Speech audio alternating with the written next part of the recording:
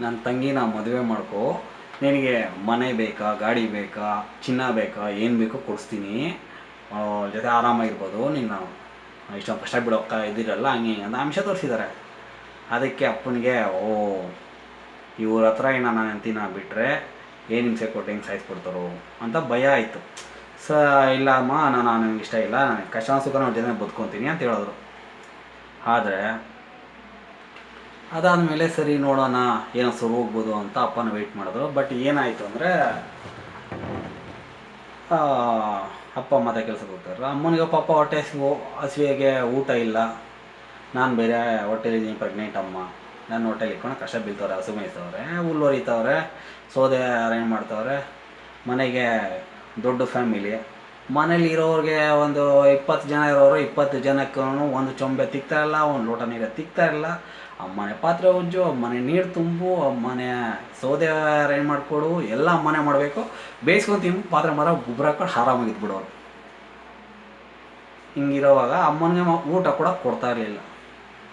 ಆವಾಗ ಅಮ್ಮ ಹಸಿವು ತಡೆಯೋಕ್ಕಾಗ್ದಿರ ಪಪ್ಪಾಯ ಮರಗಳು ತುಂಬ ಇರುವಂತೆ. ಹೊಟ್ಟೆ ದೊಡ್ಡ ದೊಡ್ಡ ಮರಗಳಲ್ಲ ಅವಾಗ ಇವಾಗಿನ ಥರ ಚಿಕ್ಕ ಚಿಕ್ಕ ಬ್ರೀಡ್ ಮರಗಳಲ್ಲ, ದೊಡ್ಡ ದೊಡ್ಡ ಮರಗಳಿರೋ ಪಪ್ಪಾಯ. ಆ ಪಪ್ಪಾಯ ಮರ ಹತ್ತಿ ಪಪ್ಪಾಯ ಪಿಂದಿಗಳು ಕಿತ್ಕೊಂಡು ಅದನ್ನು ಜೀಕ್ಬಿಟ್ಟು ಕಲ್ಲುಪ್ಪನ್ನು ಅದ್ಕೊಂಡು ತಿಂತೀರಂತೆ. ಇದನ್ನು ಆ ಊರಿನ ಒಂದು ಅಜ್ಜಿ ನೋಡೋರಂತೆ. ಯಾಕಮ್ಮ ಹಿಂಗೆ ಮಾಡ್ತಾಯಿದ್ಯಾ ನೀನು, ಹೊಟ್ಟೆಲಿರೋ ಮಗು ಹೋಗ್ಬಿಡ್ತದೆ ಕಣೆ, ಎಂಥ ಕೆಲಸ ಮಾಡ್ತಾಯಿದ್ಯಾ, ಹಂಗೆ ಹಿಂಗೆ ಅಂತೆಲ್ಲ ಬೈದವ್ರೆ. ಅಂದರೆ ಅವಾಗ ಅಮ್ಮ ಹೇಳೋರಂತೆ, ಅಮ್ಮ ಹೊಟ್ಟೆಲಿರೋ ಮಗು ಹೋಗ್ಬಿಟ್ರು ಪರವಾಗಿಲ್ಲ ಅಜ್ಜಿ, ಅಮ್ಮ ನನಗೆ ಹೊಟ್ಟೆ ಹಸಿವು ತಡೆಯೋಕ್ಕಾಗ್ತಾಯಿಲ್ಲ ಅಂತ. ಅಂದರೆ ಅಮ್ಮನ ಹೊಟ್ಟೆಲಿದ್ದಾಗ ಕೂಡ ನಾನು ಅವ್ರಿಗೆ ಬೇಡ ಅನಿಸಿತ್ತು. ಯಾಕೆಂದರೆ ಅವ್ರಿಗೆ ತಿನ್ನೋಕ್ಕೆ ಅನ್ನಕ್ಕೆ ಅನ್ನ ಕೊಡ್ತಾಯಿರಲಿಲ್ಲ, ತಿನ್ನೋಕ್ಕೆ ಅವ್ರಿಗೆ ಊಟ ಕೊಡ್ತಾಯಿರಲಿಲ್ಲ. ಆ ಟೈಮಲ್ಲಿ ಮಗು ಹೋಗ್ಬಿಟ್ರು ಪರವಾಗಿಲ್ಲ, ಅವರು ಹಸಿವು ತಡೆಯೋಕ್ಕಾಗ್ತಾಯಿಲ್ಲ. ಆ ಪರಿಸ್ಥಿತಿಲಿ ಅಷ್ಟು ಕಷ್ಟ ಬಿದ್ದರು. ಇದಾದಮೇಲೆ ಏನೋ ಮಾಡಿಗಳು ಸಾಯಿಸಿ ಬಿಡಬೇಕು ಅನ್ನೋ ತೀರ್ಮಾನಕ್ಕೆ ಮನೆಯವರೆಲ್ಲ ಹೆಂಗಸರೆಲ್ಲ ಗ್ರೂಪ್ ಮಾಡ್ಕೊಂಡ್ರು. ಎಲ್ಲನ ದಬ್ಬಿಟ್ಟು ಹೆಂಗೋ ಹಸು ಮೇಲೆ ತಗೋತಾಳೆ, ಅಲ್ಲಿ ಬಾಗಿಲು ಬಿಟ್ಟು ಜಾರು ಬಿಡೋಗ್ಬಿಟ್ಲು, ನೀರು ಕುಡಿಯೋಕೆ ಬಿದ್ದೋಗ್ಬಿಟ್ಲು ಅಂತ ಕತೆ ಕಟ್ಬಿಡೋ ಹಂಗೆಲ್ಲ ಇದು ಅಪ್ಪನ ಕಿವಿಗೆ ಬಿದ್ದೋಯ್ತು. ಇನ್ನು ನಾನು ಹೆಂಡ್ತಿನ ಇಲ್ಲಿ ಬಿಟ್ಟರೆ ಇವ್ರು ಗ್ಯಾರಂಟಿ ಉಳಿಸಲ್ಲ, ಏನನ್ನ ಮಾಡಿ ನಾನು ಹೆಂಡ್ತಿನ ಬಚಾವ್ ಮಾಡಬೇಕು ಅಂತೇಳಿ. ಇನ್ನು 1 ತಿಂಗಳು 1.5 ತಿಂಗಳು ಮೊದಲೇನೆ ಅಪ್ಪ, ನೋಡಮ್ಮ ನೀನು ಡೆಲಿವರಿಗೆ ನಿಮ್ಮ ಅಮ್ಮನ ಮನೆಗೆ ಹೋಗು, ನೀನು ಅಲ್ಲೇ ಇದ್ಬಿಡೋಗು, ಸ್ವಲ್ಪ ಪರಿಸ್ಥಿತಿಗಳು ಸರಿ ಹೋಗಲಿ ಅಂದ್ಬಿಟ್ಟು ಅಮ್ಮನ ಕಳಿಸ್ಬಿಟ್ರು. ಅಮ್ಮ ತವ್ರ ಮನೆಗೆ ಹೋದರು. ಅಲ್ಲೂ ಅಮ್ಮ ಅದುವರೆಗೂ ಏನೋ ಚೂರು ಹೇಳ್ಕೊಂಡಿರಲಿಲ್ಲ.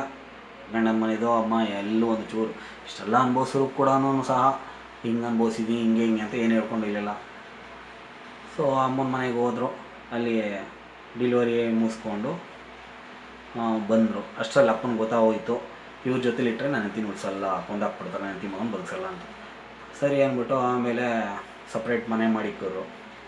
ಅವಾಗಲೂ ಕೂಡ ಸಪ್ರೇಟ್ ಒಂದು ರೂಮು, ಒಂದು ಬಾಗಿಲು ಇಕ್ಬಿಟ್ಟು ಇಕ್ಕಿದ್ರು. ಅಲ್ಲೂ ಕೂಡ ಅಪ್ಪ ಹೋದ್ಮೇಲೆ ಟರ್ಷಪ್ ಮಾಡಿದ್ರು. ಅಕ್ಕಪಕ್ಕದ ಮನೆಯವರು ಅಪ್ಪನಿಗೆ, ಮುನೆಲ್ಲ ನೋಡು, ನೀನು ಹೆಂಡ್ತಿನ ಇಲ್ಲಿ ಬಿಟ್ಟರೆ ಇವರು ಉದ್ಧಾರ ಮಾಡಲ್ಲ, ಸಾಯಿಸ್ಬಿಡ್ತಾರಪ್ಪ, ನೋಡಿ ಹಿಂಗೆ ನೀನು ಹೋದ್ಮೇಲೂ ಹಿಂಸೆ ಕೊಡ್ತಾರೆ ಅಂತ ಅವ್ರು ಹೇಳ್ಬಿಟ್ಟವ್ರೆ.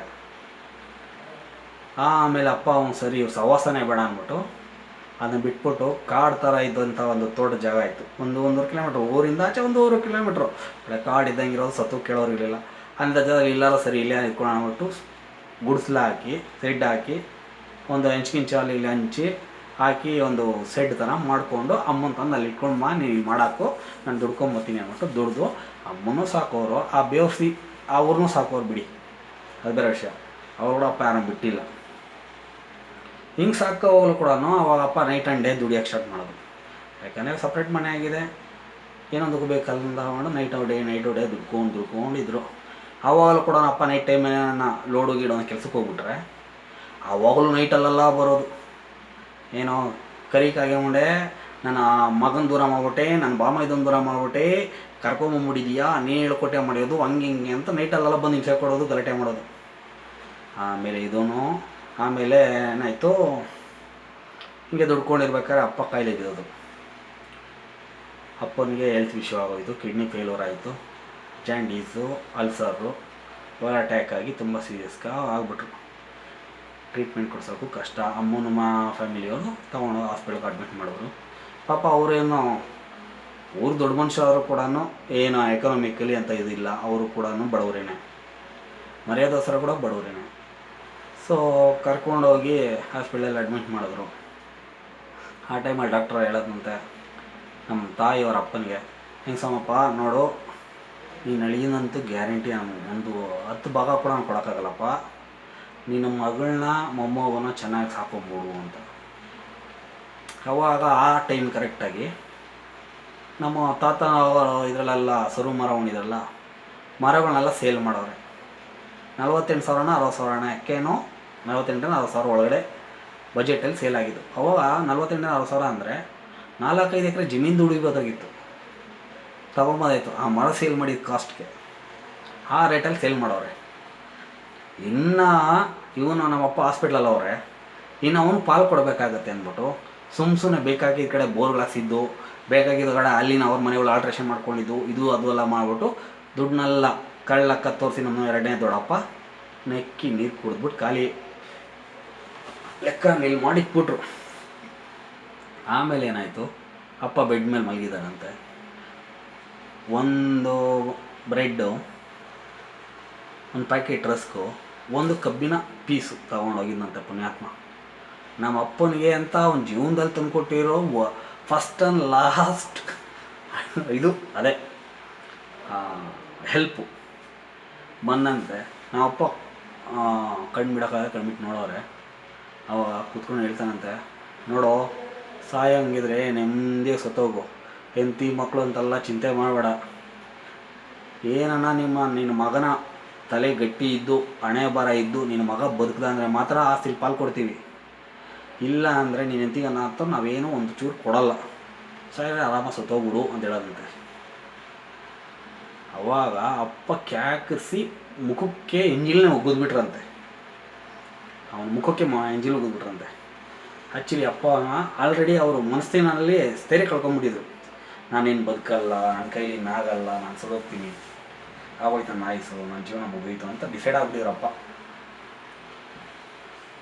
ಆ ಟೈಮಲ್ಲಿ ಹಿಂಗೆ ಹೇಳಿದಾಗ ಅವಾಗ ಬೆಡ್ ಮೇಲೆ ಇನ್ನೇನು ನಾನು ಬದುಕಲ್ಲ ಅಂತ ಹೋಗ್ಸ್ ಕಳ್ಕೊಂಡಿದ್ದು ನಮ್ಮ ತಂದೆ ದೇವರಲ್ಲಿ ಬೇಡ್ಕೊಂಡ್ರಂತೆ, ಭಗವಂತ ನನ್ನ ಉಳಿಸು, ನಾನು ಬದುಕಿಸು, ನನ್ನ ಹೆಂಡತಿ ಮಕ್ಕಳಿಗೋಸ್ಕರ ನಾನು ಬದುಕಬೇಕು, ನಾನು ಬದುಕಿಲ್ಲ ಅಂದರೆ ನನ್ನ ಮಕ್ಕಳು, ನಮ್ಮ ಅಣ್ಣ ತಮ್ಮಂದಿರು ನನ್ನ ಹೆಂಡತಿ ಮಗುನ ಜೀವಂತವಾಗಂತೂ ಉಳಿಸಲ್ಲ, ನನ್ನ ಜೀವ ಉಳಿಸು ಅಂತ ಬೇಡ್ಕೊಂಡ್ರಂತೆ. ಆಮೇಲೆ ಒಂದು ಸ್ವಲ್ಪ ದಿನ ಆವಷ್ಟಲ್ಲಿ ಅಪ್ಪನಿಗೆ ಯಾರೋ ಒಳ್ಳೆಯ ಫ್ರೆಂಡ್ ಒಬ್ಬರು, ಅವ್ರು ಸ್ವಲ್ಪ ಚೆನ್ನಾಗಿ ಅನುಕೂಲವಾಗಿಬಿಟ್ಟಿದ್ರಂತೆ ಪುಣ್ಯಾತ್ಮರು, ಯಾರೋ ರಾಜಣ್ಣ ಅನ್ನೋರು. ಅವ್ರೇನು ಮಾಡೋರು, ಹಿಂಗೆ ಅಪ್ಪನ ಹುಡ್ಕೊಂಬಂದ್ರೆ ಇದು ಹಾಸ್ಪಿಟಲ್ ಇದ್ದಾನೆ ಗೊತ್ತಾದಾಗ ಹಾಸ್ಪಿಟಲ್ಗೆ ಹೋಗೋರೆ. ಆಗಿನ ಕಾಲದಲ್ಲೇ 78,000 ಖರ್ಚು ಮಾಡಿ ಅಪ್ಪನ ಟ್ರೀಟ್ಮೆಂಟ್ ಕೊಡಿಸಿ ಕಿಡ್ನಿ ಟ್ರಾನ್ಸ್ಪ್ಲಾಂಟ್ ಮಾಡಿಸ್ಕೊಟ್ಟವ್ರೆ ಆ ಮಹಾ ಪುಣ್ಯಾತ್ಮ. ಮಾಡಿ ಅಪ್ಪನೂ ಉಳಿಸಿ ಅಪ್ಪ ಕ್ಯೂರಾಗಿ ಮನೆಗೆ ಬಂದ್ಬಿಟ್ರು. ಮನೆಗೆ ಬಂದಮೇಲೆ ಬಂದ್ಬಿಟ್ನಲ್ಲ ಅನ್ನೋ ದೇಶದಲ್ಲಿ ನಮ್ಮ 2ನೇ ದೊಡ್ಡಪ್ಪ, ಅದೇ ನೀನು ಸೊದೋಗ್ಬಿಡು, ನಿನ್ನ ಮಗ ತಲೆ ಉಳಿದಿರೋ ಕೊಡ್ತೀವಿ, ಇಲ್ಲಾಂದರೆ ಕೊಡೋಲ್ಲ ಅಂತ ಹೇಳಿದ್ನಲ್ಲ ಆ ಪುಣ್ಯಾತ್ಮ, ದೊಡ್ಡ ಈ ಬಂಡೆ ಹೊಡಿಯೋ ಸೆಮಿಟಿಗೆ ಅಂತ ಹೇಳ್ತಾರೆ ನಮ್ಮ ಕಡೆ, ಅದನ್ನು ತಗೊಂಬಂದು ನಮ್ಮ ಅಪ್ಪನ ಹೊಡಿಯೋಕ್ಕೆ ಬಂದಂತೆ. ನಮ್ಮ ತಾಯಿ ಅಡ್ಡ ಹೋಗಿ ಬೈದು, ಆಮೇಲೆ ಅಕ್ಕಪಕ್ಕದವರೆಲ್ಲ ಬಂದು ಕ್ಯಾಸ್ ಮಕ್ಕೋಗೋದು. ಆಮೇಲೆ ಸರಿ ಅಪ್ಪ ಇದೇ ಪೇಷಂಟಲ್ಲೇ ಇದ್ರು ಕೂಡ ನೋಡಿದ್ರು, ಇವ್ರು ಹಿಂಸೆಗಳು ತಡೆಯೋಕ್ಕಾಗ್ದಿರಾ ಲಾಸ್ಟ್ಗೆ ಅಮ್ಮ ಹೂವಿನ ಬಿಸ್ನೆಸ್, ಹೂವು ಮಾರೋಕ್ಕೆ ಸ್ಟಾರ್ಟ್ ಮಾಡೋದು. ಹೂವು ಮಾರಿ ಅಪ್ಪನಿಗೆ ಟ್ರೀಟ್ಮೆಂಟ್ ಕೊಡಿಸ್ಕೊಂಡು ನಾನು ಸಾಕ್ಕೊಂಡು ಅವರು ಜೀವನ ನಡೆಸೋಕ್ಕೆ ಸ್ಟಾರ್ಟ್ ಮಾಡೋದು. ಆಮೇಲೆ ಇವ್ರು ಹಿಂಸೆ ತಡೆಯೋಕ್ಕಾಗ್ದಿರಾ ಅಪ್ಪ ಇಲ್ಲಿದ್ದರೆ ಸರೋಗಲ್ಲಮ್ಮ, ಬಾ ಹೋಗ್ಬಿಡೋಣ ಅಂದ್ಬಿಟ್ಟು, ಯಾರು ಹೆಂಗನ ಬದುಕು, ನಮ್ಗೆ ಯಾವ ಆಸ್ತಿ ಪಾಸ್ತಿ ಏನೂ ಬೇಡ, ಇಲ್ಲಿದ್ರೆ ನಮ್ಮ ಮಕ್ಕಳು ನಮ್ಮನ್ನು ಬದುಕಕ್ಕೆ ಬಿಡಲ್ಲ ಅಂತೇಳಿ ಏನು ಮಾಡಿದ್ರು, ಕರ್ಕೊಂಡು ಹೋಗ್ಬಿಟ್ರು. ಕರ್ಕೊಂಡೋಗಿ ಊರು ಬಿಟ್ಟು ಹೊರಗಡೆ ಸುಮಾರು ಒಂದು 6-8 ಕಿಲೋಮೀಟ್ರ್ ಆಚೆಗಡೆ, ಇವರಿಗೆ ಯಾರಿಗೂ ಗೊತ್ತಾಗದಿರೋ ಥರ ಕರ್ಕೊಂಡೋಗಿ, ಎಲ್ಲಿದ್ದಾರೆ ಕೂಡ ಸುಮಾರು ವರ್ಷಗಳು ಇವ್ರು ಯಾರಿಗೂ ಗೊತ್ತಿರಲಿಲ್ಲ ಅಂದ್ಕೊಳ್ಳಿ, ಆ ಥರ ಅಮ್ಮ ಕರ್ಕೊಂಡೋಗಿ ಅಲ್ಲಿ ಒಂದು ತೋಟನ ಲೀಸ್ ತಗೊಂಡು ಅಲ್ಲಿ ವ್ಯವಸಾಯ ಮಾಡಿಕೊಂಡು ಬೆಳ್ಕೊಂಡು ಇದ್ದವರು.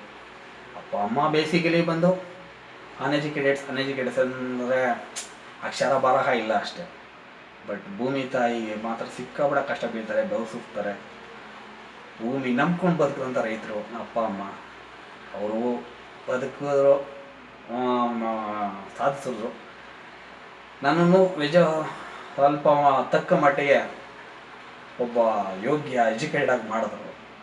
ಬಟ್ ಅವರು ನೋಡ್ಕೊಳೋ ಸ್ಥಿತಿಲಿ ಅಥವಾ ನಾನು ಬೆಳೆಯೋ ಸ್ಥಿತಿಲಿ ನಾನು ಯೂಸ್ಲೆಸ್ ಆಗಿ ಕೂತಿದ್ದೀನಿ ಅಷ್ಟೇ. ಸೊ ಇವತ್ತಿಗೆ ಈ ಎಪಿಸೋಡ್ ಮುಗಿಸ್ತೀನಿ. ಮುಂದಿನ ಎಪಿಸೋಡ್ ಬಂದು ನನ್ನ ಬಾಲ್ಯ ಹೆಂಗಿತ್ತು, ಸ್ಕೂಲ್ ಲೈಫ್ ಹೆಂಗಿತ್ತು, ಕಾಲೇಜ್ ಲೈಫ್ ಹೆಂಗಿತ್ತು ಇದನ್ನ ಎಕ್ಸ್ಪ್ಲೈನ್ ಮಾಡ್ತೀನಿ. ತುಂಬ ಜನ ಕಾಣಿಸ್ಬೋದು, ಯಾವನ ಯಾವ ಒಬ್ಬಕ್ಕನ ಕತೆ ಹೇಳ್ತಾನೆ, ನಮ್ಮದೇ ಸಾವಿರ ಕತೆ ಹೇಳ್ತು. ಬೇಜಾರು ಮಾಡ್ಕೊಂಡಿದ್ದ ಏನೋ ಹೇಳ್ಬೇಕು ಅನ್ನಿಸ್ತಿದೆ, ಹೇಳ್ತಾಯಿದ್ದೀನಿ ಅಷ್ಟೇ. ನಮ್ಮದು ಒಂದು ಫ್ಯಾಷನ್ ಆಗಿ ಸ್ಟಾರ್ಟ್ ಮಾಡ್ತಾಯಿದ್ದೀನಿ. ಪ್ಲೀಸ್ ದಯವಿಟ್ಟು ಹೆಲ್ಪ್ ಮಾಡಿ, ಸಪೋರ್ಟ್ ಮಾಡಿ. Thank you.